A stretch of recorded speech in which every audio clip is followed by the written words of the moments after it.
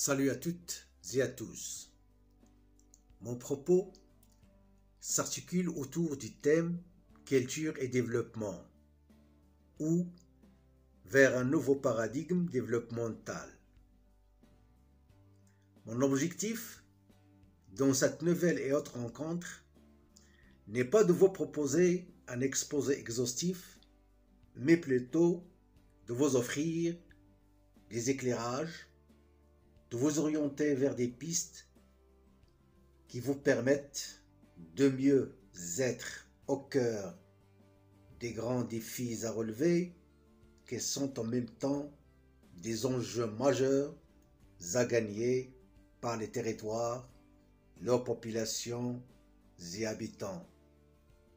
Dans un contexte de crise identitaire inégalée, des hégémonies culturelles accentuées qui cherchent inlassablement à imposer des normativités culturelles globales. Je sais bien que ce mot fait peur. Allons, je vais le remplacer par mondial. Des économies culturelles qui s'affirment et prennent des formes plus avancées au sein des processus économiques des territoires. Ainsi, cette économie est encadrée par des législations, des réglementations, des structures de production, de commercialisation et bénéficie des marchés de consommation qui s'élargissent de plus en plus.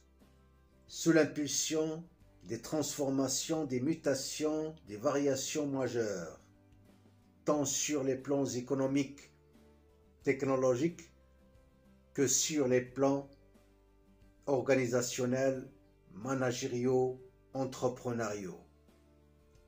Force est de constater que les territoires ont acquis le statut d'entrepreneurs culturels dans le cadre de la concurrence mondiale interterritoire autour des marchés de la culture, qui sont en plein essor et qui le seront le long de ce troisième millénaire.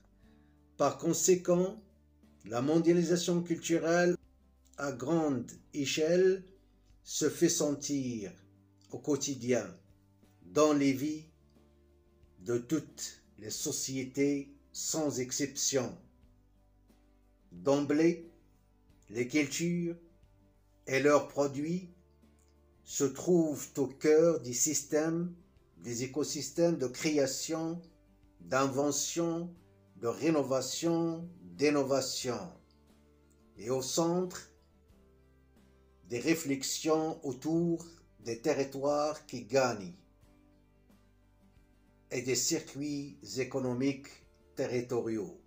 À très forte raison, les sphères culturelles connaissent de nos jours des tournants historiques, que les territoires n'arrivent pas à les assimiler, à les appréhender, à les approprier, ce qui les met en retard, en décalage des faits sociaux et économiques des cultures, des sauts qualitatifs réalisés par les nouvelles dynamiques culturelles qui se structurent autour de jeux vidéo, jeux de go, films d'animation, qui dominent les économies culturelles,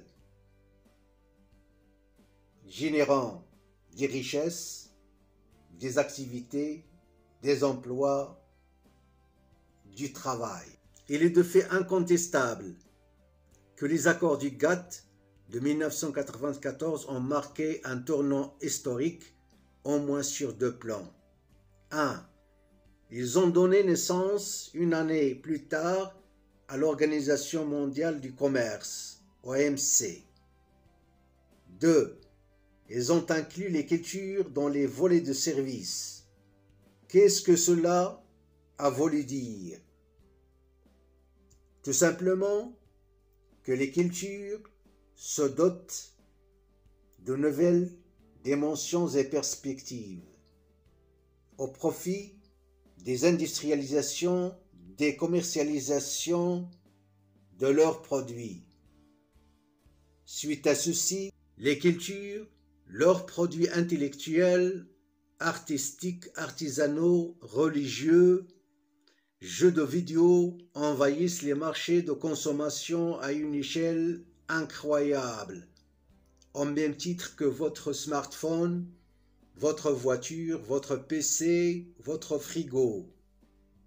Désormais, et d'une manière inclusive, les cultures se dotent de statuts d'économie à part entière, avec ses paradigmes, ses fondements, ses mécanismes, ses outils, ses moyens, ses objectifs, ses marchés de consommation.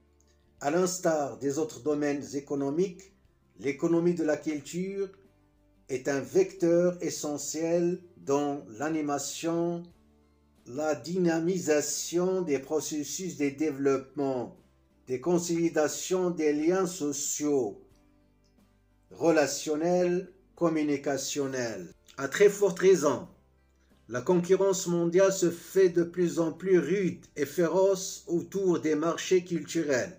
Force est de constater que la mondialisation culturelle n'a pas forcément conduit à des destructions des particularités, des spécificités culturelles, comme c'était envisageable, mais plutôt à les ressurgir, à les enrichir, à les faire remonter sur scène plus large, occupant des aires géographiques culturelles différentes, à les reconnecter aux préoccupations des populations des habitants de chaque territoire. D'ores et déjà, les cultures qui ne génèrent pas des plus-values, de valeurs ajoutées pour les territoires en termes de richesses matérielles et immatérielles, des activités se trouveront dans l'obligation de s'y investir largement et ardemment. Les prises de conscience de l'importance économique, sociale, psychologique des faits culturels, les mises en évidence, en exergue des stratégies, des politiques culturelles à l'échelle mondiale sont reléguées au second plan des préoccupations, des intérêts et des acteurs centraux et des acteurs territoriaux et des populations, des habitants des territoires. Il est de fait incontournable que l'économie de la culture doit et peut occuper des places capitales prépondérantes dans les processus développementaux des territoires et d'en faire des vrais moteurs et leviers de changement de paradigme, des vies politiques, démocratiques, économiques, sociales, culturelles, environnementales des territoires. À l'heure des exploits sans précédent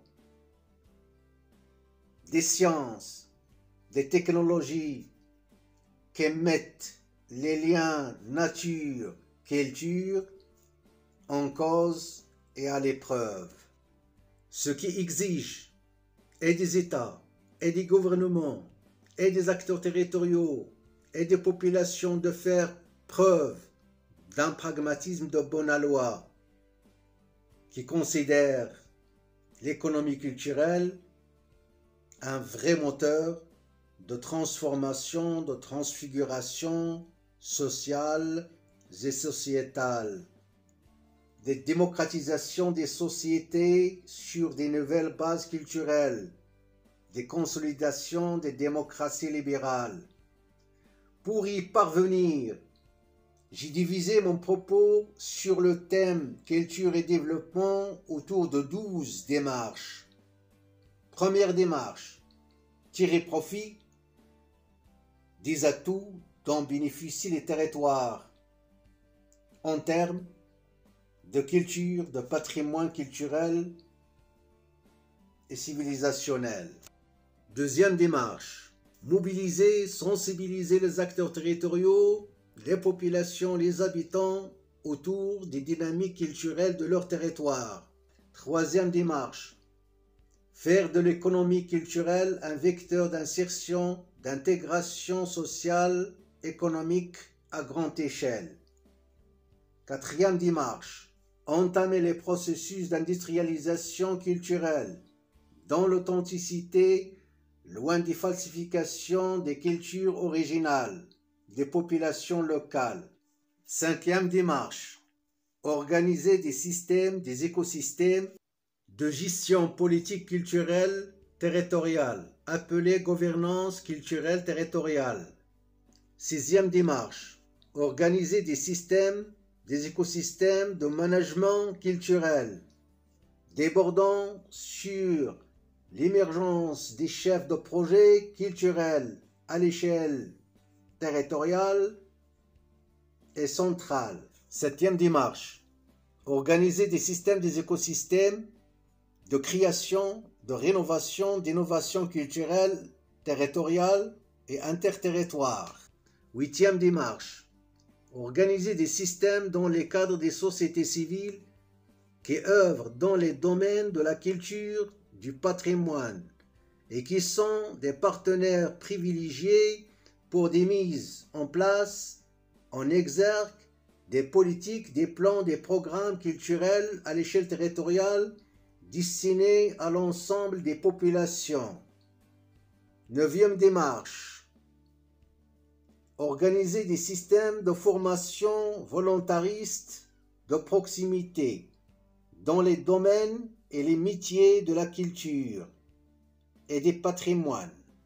Dixième démarche, mobiliser des identités authentiques des territoires, inventer sur des bases archéologiques et les charges symboliques de leur histoire, dans le cadre des mobilisations des ressources propres à chaque territoire, pour maintenir le cap et surmonter les retombées négatives de la mondialisation sur les économies territoriales. Onzième démarche, organiser des systèmes, des écosystèmes d'échange, de partage, d'apprentissage, de découverte culturelle, dans les cadres des réseaux nationaux, supranationaux, multipolaires, mondialisés, qui centralisent les dynamiques du développement culturel, et dans les cadres des dialogues entre civilisation et culture, d'une manière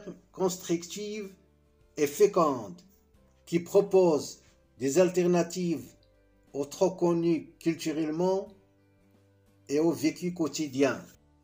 Douzième démarche, donner tous les moyens aux populations pour accéder à la culture, à la production culturelle, dans l'horizon de mettre en place les mécanismes politiques, juridiques, institutionnels de la démocratie culturelle, afin de préserver, de dynamiser les diversités culturelles, d'accompagner les populations dans leurs ouvertures sur d'autres aires culturelles et civilisationnelles, sur les rythmes de la cohabitation, de la coexistence, de centre-vivre, de respect, loin de sacralisation des suprématies culturelles. Faudrait-il des changements d'attitude majeurs? Faudrait-il des nouvelles conceptions, perceptions, visions, méthodes, mécanismes, approches pour faire des cultures, des leviers, des moteurs d'échange, de partage, d'apprentissage collectif, des changements de paradigmes économiques, entrepreneuriaux, des territoires qui prennent en compte les combinaisons, les corrélations, les convergences entre ce qui est économique et ce qui ressort des cultures proprement dit. Ceci est une étape primordiale et vitale pour accélérer, accentuer les achèvements vers de nouveaux paradigmes économiques qui substitueront à ceux d'aujourd'hui, à savoir faire de l'économie de la culture, de la justice, de l'éthique, de l'équité, les mots d'ordre, des développements équilibrés, équitables, transparents et durables.